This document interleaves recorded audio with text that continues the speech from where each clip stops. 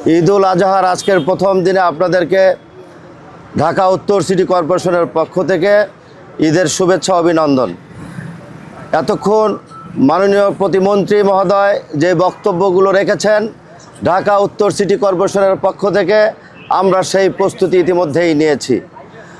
সরকার ঘোষিত 12 ঘন্টার মধ্যে যে বর্জ্য অপসারণের ঘোষণা দেওয়া হয়েছে, আমরা আশা করছি প্রথম দিনে তার আগেই আমরা শেষ করতে পারবো। পরবর্তী দিন এবং তৃতীয় দিন 72 ঘন্টার ঢাকা উত্তর সিটি কর্পোরেশনের পক্ষ থেকে বর্জ্যকে অপসারণ করার জন্য একটা অ্যাকশন প্ল্যান করা হয়েছে। সেই প্ল্যান অনুযায়ী আমরা কাজ করছি। আপনারা আমাদের উপর আস্থা রাখবেন। আপনাদের মাধ্যমে ঢাকা উত্তর সিটি কর্পোরেশনের নগরবাসীকে ঈদের শুভেচ্ছা জানাই, ঈদ মোবারক জানাই। আপনাদের প্রতি আমার একটা অনুরোধ থাকবে, আপনাদের বর্জ্যগুলো আমাদের দেওয়া ঢাকা উত্তর সিটি কর্পোরেশনের যেই হলুদ পলিথিনটি আছে সেটাকে সংরক্ষণ করে নির্দিষ্ট জায়গায় রাখবেন। দায়িত্ব উত্তর সিটি কর্পোরেশনের সেখান থেকে নিয়ে যাওয়ার। সকলে ভালো থাকবেন। ধন্যবাদ।